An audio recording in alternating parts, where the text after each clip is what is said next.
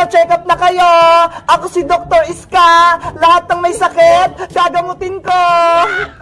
Dr. Iska! Dr. Iska! Tulong! Ano yun, Princess? Anong ipapagamot mo? Yung mga pusa ko po kasi na sumuningning tsaka si Kutingting. May sakit sila. Ipapacheck up ko po sana sa inyo. Halika rito. Titignan ko sila. Eto po sila, oh. Kawawa. Nangihina na. Mga kuting, huwag kayong malilikot, ha. I-check up ko lang kayo para malaman ko yung mga sakit nyo.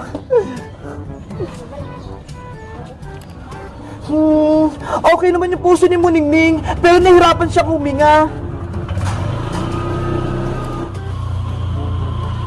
Si Kutingting naman, may plema siya sa baga. Naku, may sakit nga si Kutingting ko. Dr. Iska, ano pong gagawin ko para gumaling siya? Huwag ka mag-alala, Princess. May ibibigay ako sa kanilang gamot. Eto ho, ipakain mo para gumanda yung pakiramdam nila.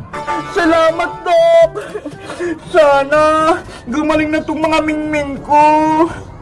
Pwede mo na silang iuwi, Princess. Tapos, pakainin mo sila ng madami para lumusog sila. Salamat po, Dok. Na-check up niyo yung mga pusa ko. Ito po yung bayad ko. Muningning, Kutingting, tara na. Umuwi na tayo. Sino pa kaya magpapacheck up sa akin ngayong araw? Dr. Iska! Dr. Iska! Emergency! O, Bebang, ano nangyari? Hala! Pati si Bebang magpapacheck up din! Ano kaya ang sakit ni Big Bird? Si Big Bird ko! Manganak na! Si Big Bird? Manganganak? Akala ko pa lalaki si Big Bird! Babae po si Big Bird! Tingnan niyo po! Ang laki ng tiyan! Manganganak na! Oo nga, no? Dali mo na rito si Big Bird para ma-check up ko siya. Ito po, Dr. Iska! Malapit lang ang mga anak si Big Bird. Gumagalo na yung baby sa tiyan niya. Bebang, dadalhin ko lang si Big Bird sa emergency room, ha? Doon ko siya paanakin. Dr. Iska, ingatan niyo po si Big Bird ko, ha? Pati yung baby niya. Oo naman, akong bahala.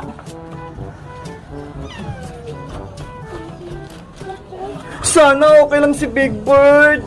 Big Bird, relax ka lang, ha, para hindi ka masaktan at makaanak ka ng maayos. Huminga ka ng malalim, Big Bird, tapos umiri ka. Naku, nahihirapan si Big Bird, mga anak. Big Bird, isa pa! Umiri ka pa ng malakas! Malapit ang lumabas yung baby mo! Ayun!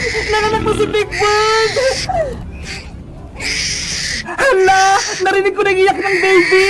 Dr. Iska! Gusto ko na po makita yung baby ni Big Bird! Bebang! Eto na si Big Bird! Pati yung baby niya! Wow! Ang cute naman niya! Ang liit-liit! Kamukha ni Big Bird! Ang swerte mo, Bebang! Ang lusog ng baby ni Big Bird! Ang saya ko! Dalawa na yung kaalagaan ko!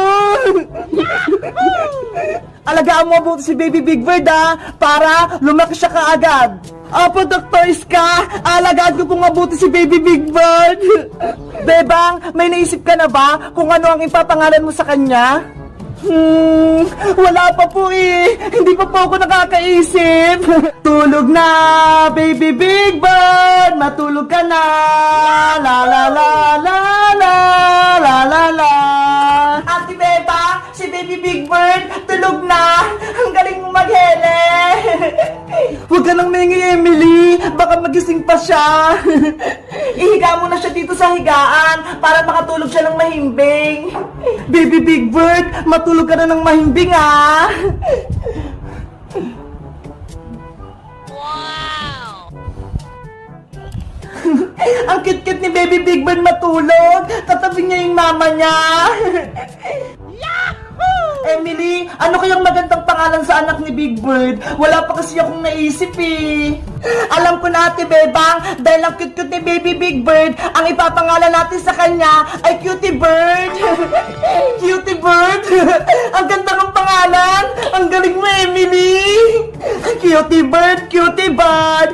Ang cute-cute mo. Naku, umiiyak si Cutie Bird. Nagising siya.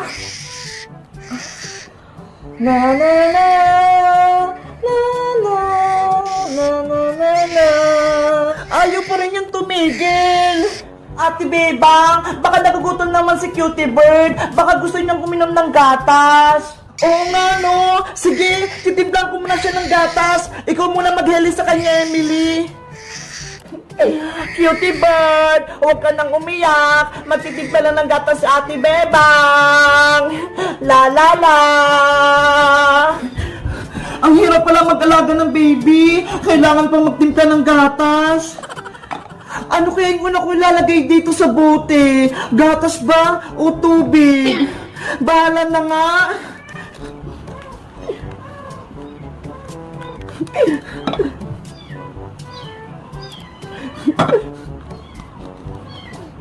Ayan! May tubig at gatas na siya! Isishake ko na lang to!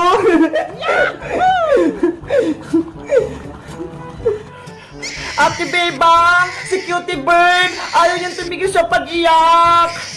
Andyan ako, Emily! Eto na yung gatas niya! Akin na si Cutie Bird! Eto po! Cutie Bird! Eto na yung gatas mo! Ayan! Tumigil na siya sa pag-iyak! Gusto niya yung gatas! Ang galing mo, Ate Bebang! Ikaw na talaga yung magaling na lola ni Cutie Bird!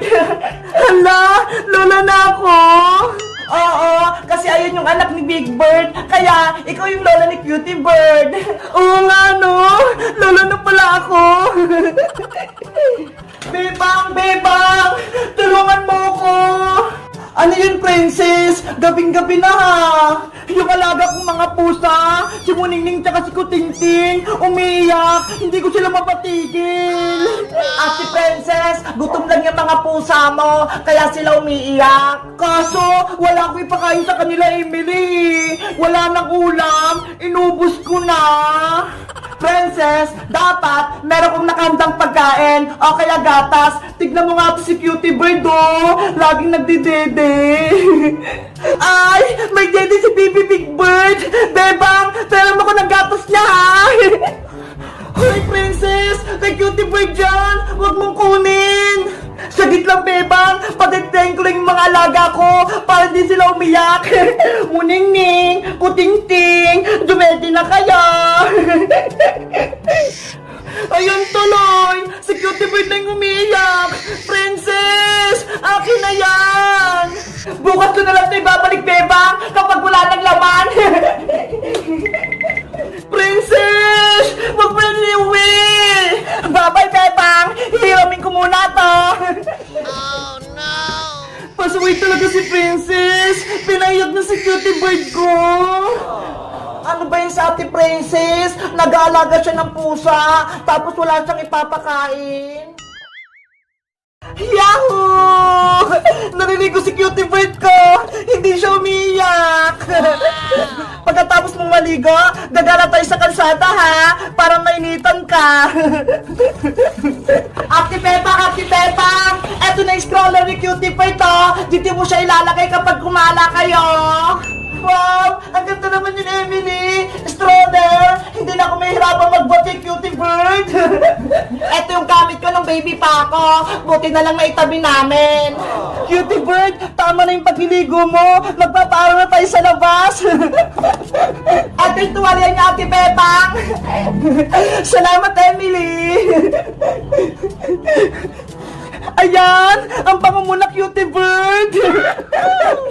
Ate Bebang, tapos na tayo! Ilagay mo na si Cutie Bird dito! Okay, let's go!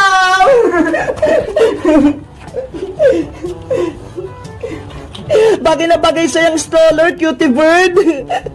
Tara na, Ate Bebang! Big Bird, sumama ka sa amin! Ako na magtutulak kay Cutie Bird, ah! Okay, basta, dahan-dahan ka lang, Emily, ah, para hindi mahulog si Baby Big Bird. Opo, Ate Bebang!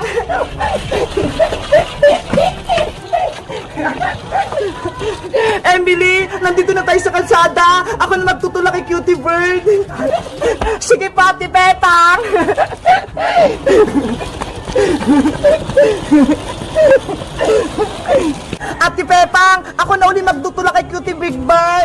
Okay, ikaw naman, Emily. Cutie bird, kakala tayo. Muningning, kutingting, uminom na kayo ng gatas nyo. Bilis na, para lumaki kayo kaagad. Ate Princess, hello! Tignan mo ho, may stroller na si Cutie Big Bird. Wow! May stroller na si Cutie Bird! Ang ganda naman yan! Princess, nandyan ka pala. Ibalik mo na yung dede ni Cutie Bird ko. Mamaya na, nagdidede pa nga yung mga pusa ko eh. Bebang, pwede bang hiram niya yung stroller mo? Sasakay ko lang to si Muningning tsaka si Kutingting. Nako, hindi pwede, Princess, no? Kinuha mo na nga yung dede ni Cutie Bird ko eh. Tapos hiramin mo na naman yung stroller niya. Saglit lang, Bebang. Please. Ayoko, Princess. Kay Emily ang stroller. Pinahiram niya lang sa akin. Alam ko na. Ako na lang kaya muna magagala niya kay Baby Big Bird para masubukan ko magtulak ng stroller na yan. Si Ate Princess, nainggit na naman. Ako na nga magtutulak kay Cutie Big Bird eh. Saglit lang naman, Emily. Sige na, para masubukan ko din niya magtulak kay Baby Big Bird. Pumayag ka na nga, Emily, para hindi na magtablo si Princess sa atin. Sige na nga, Ate Princess. Yay! Pinayagan ako. Bebang, ikaw muna bahala dito magpadede sa mga alaga ko, ha? Emily, akin na si Baby Big Bird. Eto na po. Ano ba yan si Princess? Ako pa pinagbantay ng mga alaga niya. Kutingting, Muningning, magdede na muna kaya. Baby Big Bird, ako muna mag-aalaga sa'yo.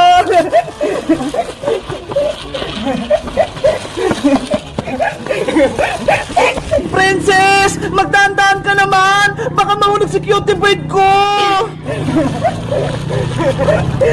Cutie Bird, kumapit ka na ng mabuti ha, para hindi ka mahulog. Nandito tayo sa taas. Ready, get set, go! Ah! Natapilok ako! Nako, nabitawan natin Princess yung stroller. Nandun pa naman si Cutie Bird. Beba, tulong! Si Cutie Bird gumulog! Oh no! Cutie Bird ko!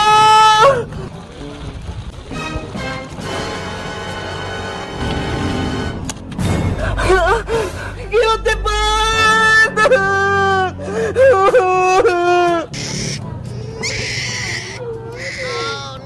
Kawawa naman si Cutie Bird! Gumulong-gulong! Cutie Bird ko! Ang dami mong sugat! Okay ka lang ba? Kawawa naman si Cutie Bird, Ate Beba! Nadisgrasya siya! Anong gagawin natin, Emily? Kailangan magamunta natin yung sugat ni Cutie Bird! Dalhin mo siya dito sa loob, Ate Beba, para magamot natin siya! Cutie Bird, huwag ka mag-alala! Papagalingin ka namin!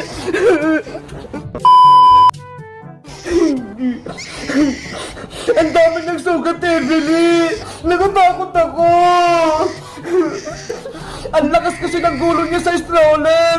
Kaya maraming sugat si Baby Big Bird! Emily! Paano natin papagalingin yung sugat ni Cutie Bird? Hindi naman tayo marunong maggamot! Ako din, Ate Peppa! Hindi ako marunong! Alam ko na! Tawagan natin si Dr. Iska! Siya gagamot kay Cutie Bird!